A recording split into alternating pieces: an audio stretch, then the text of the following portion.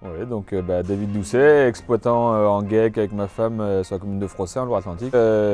Donc élevage allaitant avec 180 vélages tout en charolais et on engraisse tous les produits.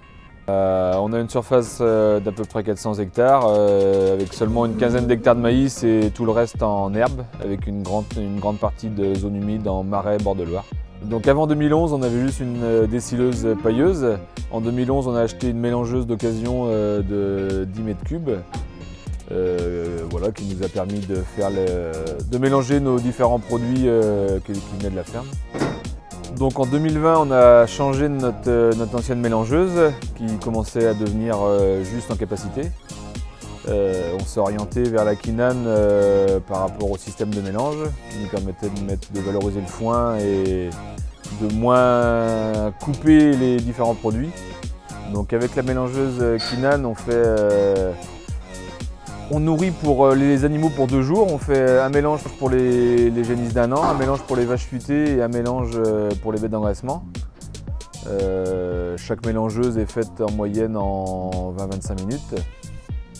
Et donc pour la ration des bêtes d'engraissement, j'incorpore de la paille, de l'ensilage d'herbe, des pommes de terre, du maïs humide, des minéraux.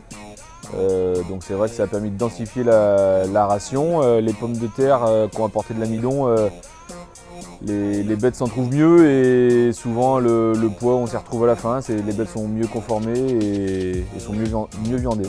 Et bien, donc avec la mélangeuse Quinane, le mélange est plus aéré, moins défibré. On a fait l'effort d'incorporer de la paille dans le mélange qu'on ne faisait pas avant. Et de mettre tout le foin on mettait des râteliers aussi dans les bâtiments, ce qu'on a arrêté. Et on met plus de foin dans la mélangeuse avec la paille en plus qu'on ne faisait pas avant. Donc le mélange, comme je disais, est bien aéré, pas défibré et plus homogène à la distribution. Et ça nous a permis aussi d'économiser sur GNR d'à peu près 25% sur le tracteur qui est sur la mélangeuse. Et donc avec le boîtier InTouch, ce qui est intéressant, c'est de pouvoir faire les différentes rations sur le logiciel qui est dans l'ordinateur au bureau et de pouvoir les envoyer par internet.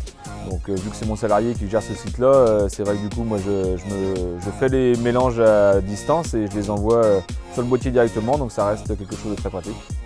Donc le boîtier InTouch nous permet de faire des lots de déchargement, ce qui est très pratique pour les quantités données avec une bonne précision pour éviter d'avoir trop de refus et trop de pertes.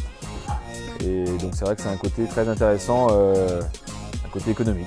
Le suivi de nutrition nous a permis de changer nos façons de faire, par exemple d'incorporer des pommes de terre et de la paille qu'on ne faisait pas avant dans la ration des bêtes d'engraissement, d'enlever le foin qu'on donnait dans les râteliers, dans les bâtiments, qui a été arrêté aussi.